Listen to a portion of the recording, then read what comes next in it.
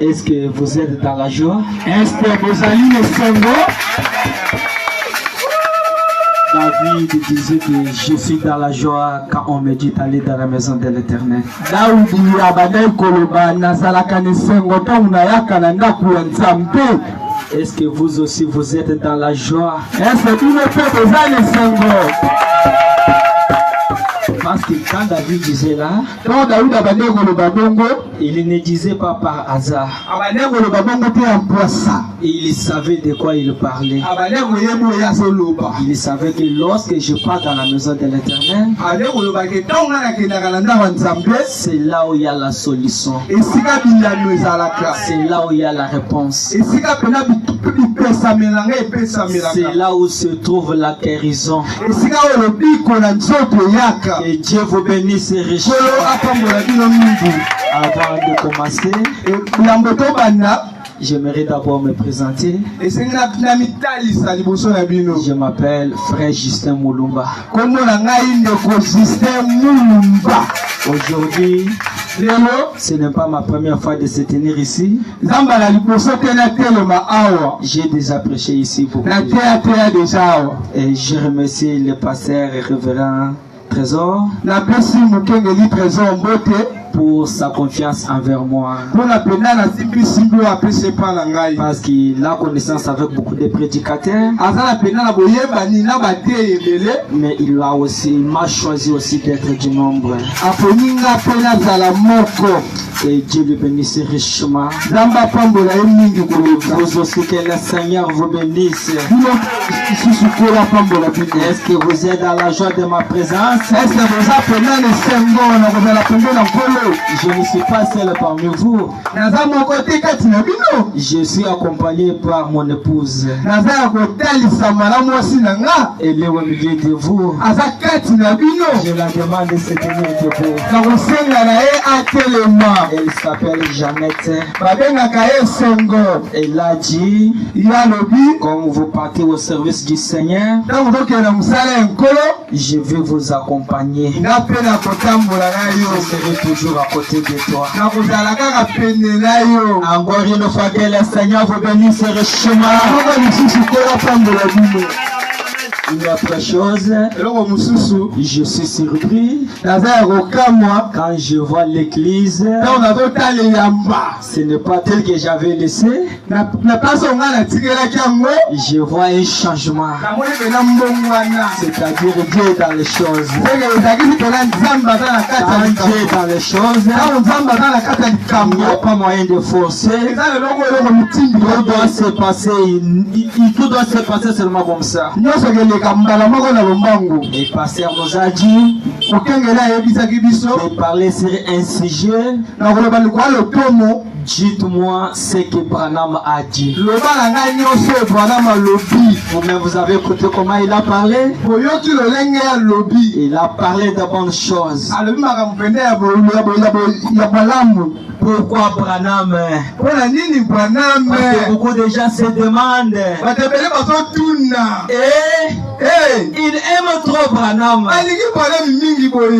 Si vous pouvez demander ces gens-là, vous dans votre église, quand on lit la Bible, vous ne disiez même pas Amen. Mais vous êtes seulement jaloux que Branham.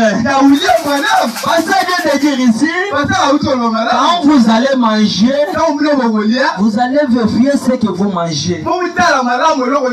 Ah, c'est bon nourriture. Quand quelqu'un sent que c'est bon, il va se réjouir. Pourquoi chaque fois qu'on nous dit, Branham a dit, vous entendez les gens disent, qu'est-ce qu'ils disent? C'est-à-dire, ils ont besoin de quelque chose que Branham a dit. Frère Branham, il est la bouche autorisée. C'est par lui que Dieu a donné le message. Il n'est pas notre Dieu. azali nzambe na biso te. Nous n'adorons pas Branham, Biso tokumbamelaka Branham mais te. nous l'aimons. Biso tolingi ye. La Bible confirme, Biblia elotatola dans la synagogue, na kati ya sinagoge on lisait Moïse abandaki kotanga Mose tous les jours de sabbat. mokolo nyonso ya dimanche. Si quelqu'un connaît la dignité, Soki mutu askweli on lekolo doit regarder bande kotala ce que Moïse a dit na oyo Mose par alobaki rapport à l'acte que quelqu'un a fait. na oyo mutu asali. Si quelqu'un veut entrer dans le mariage, Soki ndanga kota na on libala doit regarder bakotala qu'est-ce que Moïse a dit. Mose alobaki nini. On n'adorait pas Moïse. Babandaki kogumbamela Mose. Moïse n'était pas Dieu, Mose azalaki nzambe mais te. il était juste à la bouche par laquelle Dieu avait parlé. azalaki munoko oyo nzambe atilisaki mpona alobela bana. Si aujourd'hui Soki lelo c'est votre première fois nzambe wana liboso et se rassembler avec nous, osangana na biso rejeter tout ce que les gens disaient là, longola nyonso bato et banekoa rapport au Branham. basambelaka mutu. Paul dit à Timothée, Paul alobaki na Timote quand vous allez parler de Christ, ntango ozolobela Kristo n'oubliez pas de parler aussi de moi. kobosana pe te lobela ngai Polo. Quand Timothée pouvait prêcher, ntango Timote abandeki koteya il doit prêcher Jésus. abandeki kotela Et Yesu quand il doit prêcher Jésus, abandeki koteya il Yesu doit aussi prêcher Paul. abandeki koteya pe Parce Polo. que c'est à partir de Paul à partir ya Polo que Timothée a connu Jésus. yango Timote ayebaki Quand je Yesu. vais prêcher Jésus, ntango ngai nazoteya je ne Yesu peux pas oublier nape de okobosana citer Branham. ntango fe Branham Parce que Branham, fe Branham il est juste un enfant azali mwana qu'on a envoyé avec le message. oyo batindi na sango. Tu es chez toi, oza pa na yo tu vois un message, oyoki sango moko ta ye petite sœur vient chez toi ndekona moka mwasi ya moke et aye elle te dit, ayebisi yo papa est mort. papa akufi. Et tu commences à pleurer, yo bandi kolela votre mari vient, mobali no aye il vous demande c'est quoi, atuni yo nini vous allez dire, yo koloba papa est mort. papa akufi. Il doit vous demander, akotuna yo qui vous a dit, nani ayebisi yo vous allez dire, yo koloba mais non, nakomba c'est votre petite sœur na ndeko na ya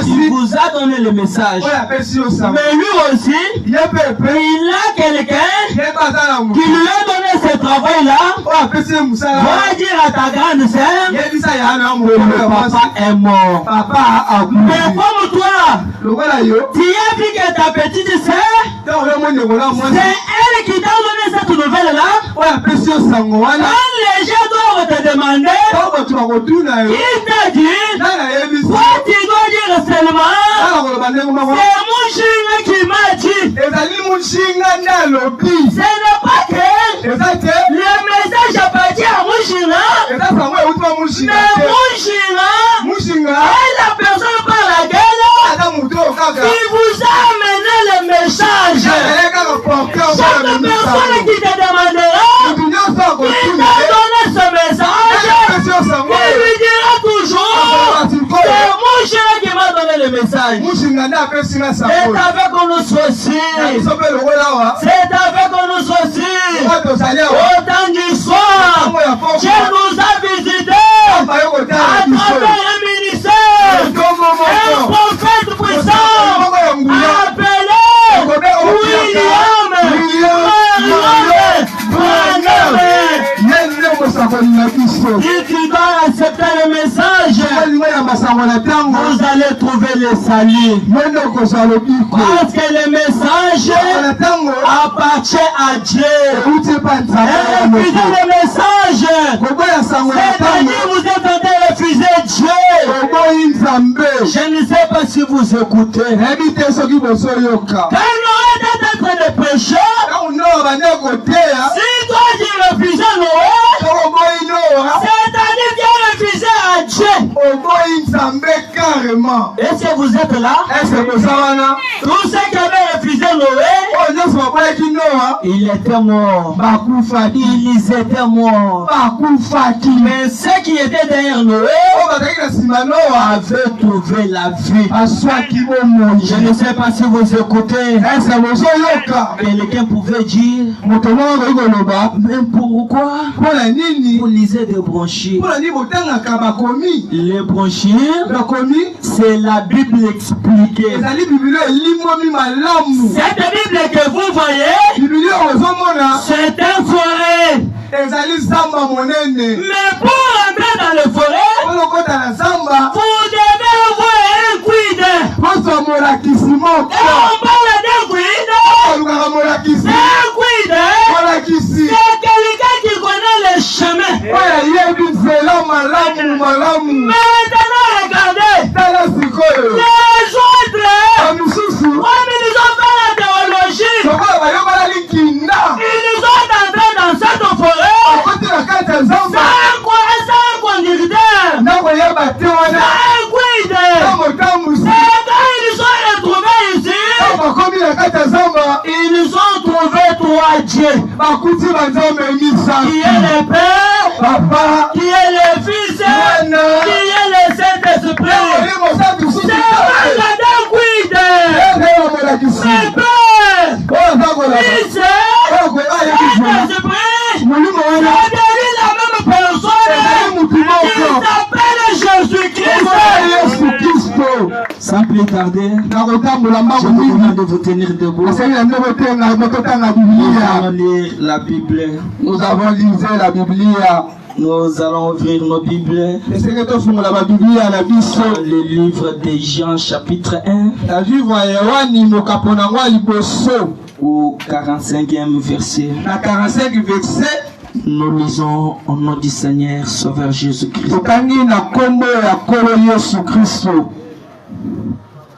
Philippe a rencontré Nathanaël et lui dit, nous avons trouvé celui qui Moïse a écrit dans la loi et dont les prophètes ont parlé. Jésus de Nazareth, fils de Joseph. Nathanaël lui dit, peut-il venir de Nazareth quelque chose de bon? Philippe lui répondit, viens et vois.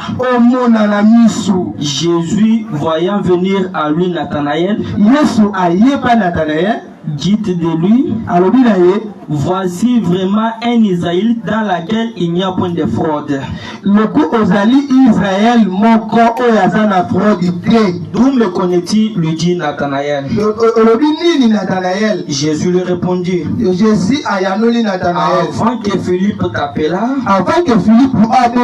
quand il était sous les figuiers, je t'ai vu. Nathanaël a répondu et lui dit, Rabbi, tu es le fils de Dieu, qui est le roi d'Israël. Jésus lui répondit, parce que je t'ai dit que je t'ai vu sous le figuier, tu crois? Tu verras de plus grandes choses que celles-ci. Oui, je l'aime.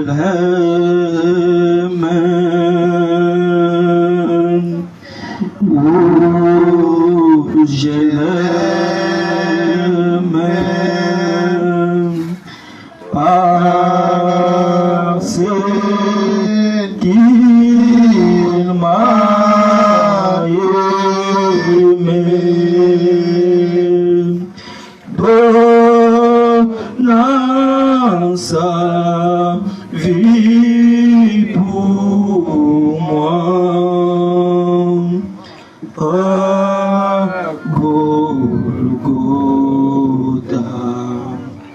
Oui, merci Seigneur, Dieu le Tout-Puissant, les créateurs du ciel et de la terre. Nous te remercions Seigneur, Sauveur Jésus-Christ, pour le souffle de vie que tu nous as donné Seigneur. Père bien-aimé, pendant que nous sommes en vie, il y a ceux qui sont morts, ceux qui sont hospitalisés, Dieu le Tout-Puissant. Père bien-aimé, mais tu nous as fait ta grâce et ta miséricorde. Nous voici, nous sommes rassemblés ici pour écouter ta parole, Seigneur. Je te prie, toi, le Saint-Esprit, pour que tu puisses descendre, parler avec nous, Seigneur Jésus-Christ. Écarte-moi du chemin, Dieu le Tout-Puissant. Que je sois uniquement l'instrument par laquelle tu as utilisé, Dieu le Tout-Puissant.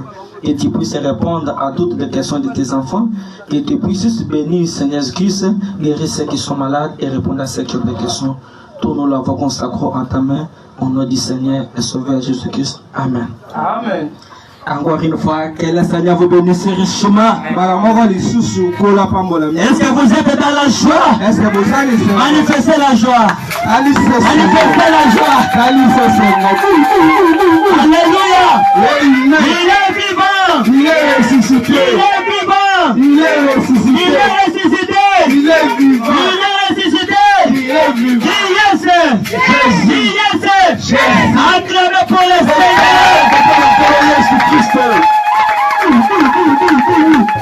Alléluia. Amen.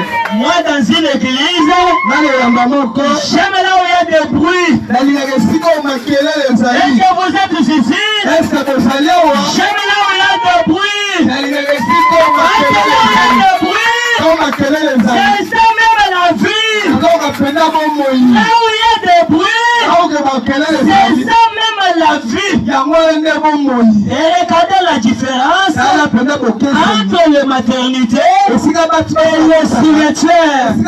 Au cimetière, il n'y a pas de bruit. Parce qu'il n'y a pas la vie. Mais là dans la maternité, vous allez trouver là-bas, il y a beaucoup de bruit. Parce qu'il y a la vie. Comme ici, nous avons la vie. Nous pouvons pousser des cris. Nous pouvons danser. Nous pouvons sauter. Nous pouvons faire tout ce que nous allons faire pour la gloire de notre Dieu. Est-ce que vous êtes là? Nous venons de lire la Bible. Philippe, tu dis à Nathanaël. Voici aujourd'hui, nous avons trouvé ce que le roi de Moïse avait dit. Nous avons trouvé. Nathanaël lui dit, est-ce que ici, il peut devenir quelque chose de bon? Nous avons reçu le prophète. Est-ce qu'en Amérique, il peut devenir quelque chose de bon? Philippe a dit à Nathanaël, ne parlez pas beaucoup. Nathanaël, ne dis pas mal. Nathanaël, mais viens d'abord et vois. Comment aussi, tu as entendu les gens qui disaient, on adore un homme, on n'adore pas Jésus, on ne peut pas lire la Bible. Mais tu n'as pas écouté tout ça. Tu es venu. Quand Nathanaël est venu, Jésus regardait Nathanaël. Il a dit, voici un juif qui n'a pas de faute à lui. Ce qui veut dire, voici un enfant de Dieu qui n'a pas de péché. Quelle que soit son entourage, quelle que soit la condition qu'il était, il n'a pas le péché. Parce que Christ a déjà mort à ta place.